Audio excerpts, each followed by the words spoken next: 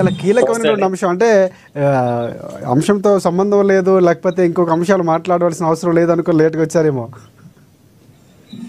చాలా కీలకం. కాంగ్రెస్ పార్టీ ఎంతైతే బాధ్యత ఉందో పార్టీల పరంగా రిజర్వేషన్ ఇచ్చేటప్పుడు మిగతా పార్టీలు ఇస్తాయన్నటువంటి అంశాలు లేవనెత్తున్నారు. బీసీలకు సంబంధించి బీఆర్ఎస్ పార్టీ వైఖరి ఏంటి? కాంగ్రెస్ పార్టీ ఆల్రెడీ 3 ఆప్షన్లు పెట్టుకుంది, కానీ చివరి ఆప్షన్గా పార్టీ పరంగా ఇచ్చే అవకాశాలు ఎక్కువగా కనిపిస్తున్నాయి. ఒకవేళ కాంగ్రెస్ పార్టీ అలా ఇస్తే బీఆర్ఎస్ పార్టీ ఎలా ఇచ్చే అవకాశం కనిపిస్తుంది? సో మీ వర్షన్ ఏంటి? పెద్దలకు నమస్తే అండి. మనం బీసీల పట్ల ఈ యొక్క భారతదేశాన్ని, రాష్ట్రాన్ని సుదీర్ఘంగా 5 దశాబ్దాల పాటు పరిపాలన చేసిన కాంగ్రెస్ పార్టీ ఈ రోజు ఇట్లా చెప్పడం హాస్యాస్పదం ఇది. ఎందుకంటే పరిపాలన గాడి తప్పింది, రేవంత్ రెడ్డికి పరిపాలన చేతనవ్వట్లేదు, తెలంగాణ ప్రాంతం మొత్తం తిరగబడుతుంది. కాబట్టి ప్రజల యొక్క దృష్టి మరల్చడానికి బీసీ నినాదం ఎత్తుకోవడం జరిగింది.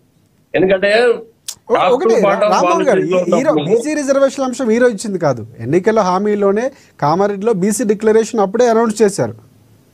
అదే చెప్తున్నానండి.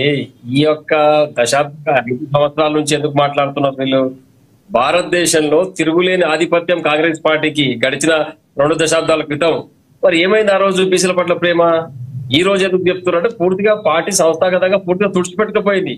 సైద్ధాంతికంగా బలం లేదు వీళ్ళకు. గ్రాస్ రూట్ లో ఏమన్నా ఈ యొక్క శివన లాంటి తరం హతమైపోతే తర్వాత కాంగ్రెస్ పార్టీ జెండా పట్టాడు గతి లేకుంటాడు ఊర్లలో. కాబట్టి వాళ్ళు ప్రజల యొక్క ఆలోచన విధానాన్ని తప్పు పట్టడానికి, వాళ్ళను రాంగ్ రోడ్ పట్టించడానికి, వాళ్ళను డార్క్ లో పెట్టడానికి ప్రయత్నం చేస్తా ఉన్నారు. బీసీ నిదానం తీసుకొని బీసీలకు ఎందుకు కాంగ్రెస్ పార్టీ ఇందులో చేయలేకపోయింది? మరి టాప్ టు బాటం వాళ్ళే కదా. భారతదేశంలో కాశ్మీర్ టు కన్యాకుమారి వాళ్ళ పార్టీ ఉన్నది సుమారుగా 2 దశాబ్దాల వరకు కూడా. మరి ఎందుకు చేయలేదు? ఈ రోజు కేవలం రేవంత్ రెడ్డి కాంగ్రెస్ పరిపాలన మొత్తం రాష్ట్రాల్లో ఫెయిల్ అయిపోయినందున కేవలం ప్రజల యొక్క దృష్టి మరల్చే కొరకు, తెలంగాణలో ఫెయిల్యూర్ అయినటువంటి దాన్ని కప్పిపుచ్చుకునే కొరకు ఈ 42% రిజర్వేషన్ తీసుకొచ్చి 22 సుమారుగా సంవత్సరం కాలం అయిపోతుంది. స్థానిక ఎన్నికలు అయిపోయి వాటికి ఎన్నికలు నిర్వహించకుండా కాలయాపన చేసుకుంటూ ఇప్పుడు కూడా తాత్సారం చేస్తా ఉన్నారు. మేము ఆప్షన్ ఎందుకండి, ఒకటే మాట, రిజర్వేషన్లు ఇస్తారా ఇవ్వరా అనేది కేంద్రంలో కొట్లాడుతా ఉన్నారు. రిజర్వేషన్ తెచ్చిపోయినప్పుడు మళ్ళీ 6 మెన్ కమిటీ ఒకటి ఏదో ఫార్ములా ఒకటి పెట్టడం ఎంత కాదు. 42% పార్టీ పరంగా రిజర్వేషన్ ఇస్తాను, ఇంకా ఇచ్చేసేయి. నీ మంత్రివర్గంలో బీసీలకు ఎంత స్థానం కావాలో అంత శాతం బీసీలకు మంత్రి పదవులు ఫస్ట్. బీసీసీ అధ్యక్షులు ఒక్కని చేసినంత మాత్రాన నువ్వు బీసీలకు ఏం చేసినట్టు కాదు. నువ్వు చేతనైతే కాంగ్రెస్ అధిష్టానం ఒకటి చెప్పాల్సినావు, 42% నువ్వు పార్టీ పరంగా ఇస్తాను కూడా ఇమీడియట్ గా టికెట్లు డిక్లేర్ చేసేయండి. 42% బీసీలకు ఇస్తున్నామని బీసీసీ కార్యవర్గంలో డిక్లేర్ చేసి అన్ని జిల్లాలకు సర్కులర్ పంపండి. కాంగ్రెస్ పార్టీ ఇస్తే గనక స్థానిక ఎన్నికల్లో బీఆర్ఎస్ పార్టీ ఇవ్వబోతుందా? ఇచ్చే అవకాశం ఉందా? ఒకటే అండి, బీఆర్ఎస్ పార్టీ బీసీల పక్షపాతి, ఇందులో ఎలాంటి డౌట్ లేదు. బీసీలు మొత్తం గంపగుత్త మాయపడున్నారు. కేసీఆర్ గారి నాయకత్వంలో కూడా తెలంగాణ అన్ని బీసీ సామాజిక వర్గాలకు అద్భుతమైన ప్రగతి సాధించుకున్న యొక్క సంక్షేమ పథకాలతోటి, దాంట్లో ఎలాంటి డౌట్ లేదు.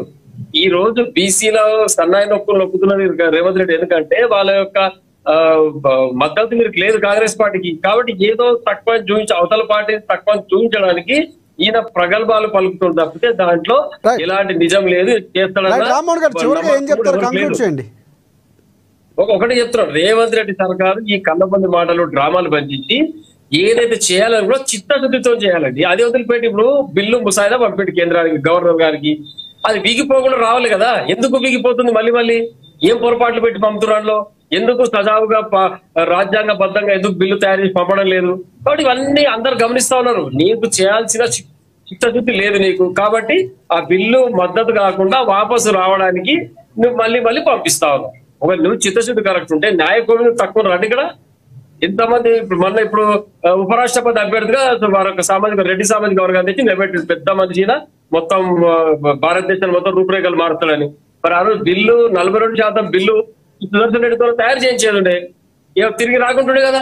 ఎందుకు ఇటువంటి చీప్ పాలిటిక్స్ చేస్తాడు? మొత్తం కేవలం బీసీ సామాజిక వర్గాన్ని, తెలంగాణ ప్రాంతాన్ని మభ్యపెట్టడానికి కుట్ర. కాబట్టి ఇక నా చిత్తశుద్ధి కరెక్ట్ ఉంటే ఇప్పటికైనా బీసీలు 42% రిజర్వేషన్ ఇవ్వాల్సిందని మేము కూడా డిమాండ్ చేస్తా ఉన్నాం. ఇందులో కేసీఆర్ గారు ముందుంటారు బీసీలకు న్యాయం జరగడానికి, ఎలాంటి డౌట్ లేదు.